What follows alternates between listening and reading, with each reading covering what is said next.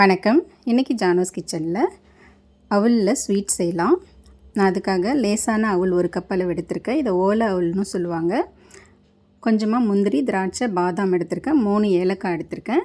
1 cup வெல்லம், 1 cup துருவின தேங்காய் எடுத்திருக்கேன். ஒரு பாத்திரத்தில் அரை கப் அளவுக்கு தண்ணி சேர்த்துக்கிட்டு எடுத்து வச்சுருந்த வெல்லத்தை அதில் சேர்த்து சூடு காட்டி இந்த மாதிரி கரைச்சிக்கலாம். பாகு பதெல்லாம் எதுவும் இல்லை, லேசாக வெல்லம் கரைஞ்சால் போதும். இப்போ இதை வடிகட்டி இதை தனியாக எடுத்து வச்சுக்கலாம். ஒரு பேன் சூடு பண்ணிக்கிட்டு அதில் எடுத்து வச்சுருந்த அவலை சேர்த்து மீடியம் ஹீட்லேயே வச்சு ஒரு 2-3 நிமிஷத்துக்கு வறுத்துக்கலாம். இந்த மாதிரி வறுத்துட்டு அதை ஒரு தனியாக பிளேட்டில் எடுத்து வச்சுக்கிறேன். இப்போ அதே பேனில் 1 ஸ்பூன் அளவுக்கு நெய் சேர்த்துருக்கேன். நெய் மெல்ட் ஆன உடனே அதில் நம்ம எடுத்து வச்சுருந்த முந்திரி, பாதாம், திராட்சை இதெல்லாம் சேர்த்து கருகிடாமல் மீடியம் ஃப்ளேம்லேயே வச்சு இந்த மாதிரி வறுத்துக்கலாம். வறுத்துட்டு அதையும் ஒரு கிண்ணத்துக்கு மாற்றி எடுத்து வச்சுக்கலாம்.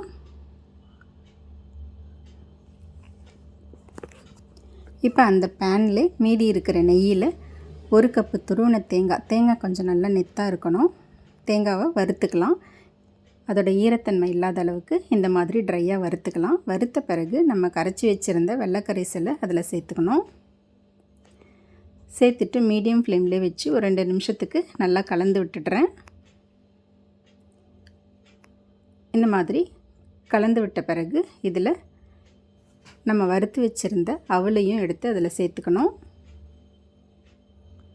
சேர்த்துட்டு நல்லா மிக்ஸ் பண்ணி விட்டுடலாம். ஸ்டவ்வை நல்லா லோ ஃப்ளேமில் வச்சுக்கலாம். இந்த நேரத்தில் இந்த வெல்லம், தேங்காய், அவல் எல்லாம் நல்லா மிக்ஸ் ஆகணும். இந்த மாதிரி நல்லா மிக்ஸ் பண்ணிட்ட பிறகு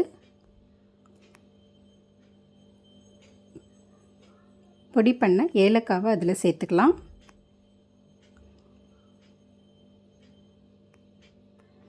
ஏலக்காவையும் சேர்த்துட்டு நல்லா கலந்து விட்டுறேன்.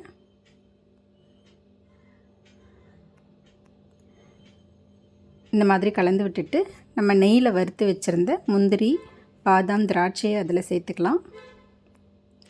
சேர்த்துட்டு ஒரு வாட்டி நல்லா மிக்ஸ் பண்ணிக்கிறேன். அவ்வளோதாங்க, ஒரு டேஸ்டான அவல் ஸ்வீட் ரெடி ஆகிடுச்சு. இதை செய்யறதுக்கு ஒரு 5 நிமிஷம் தான் ஆகும், ரொம்ப டைம் எடுக்காது. கோகுலாஷ்டமிக்கு இந்த மாதிரி செஞ்சு கிருஷ்ணருக்கு நைவேத்தியம் பண்ணலாம். ரொம்ப ஈஸியாக செஞ்சு முடிச்சிடலாம். தேங்க்ஸ் ஃபார் வாட்சிங்.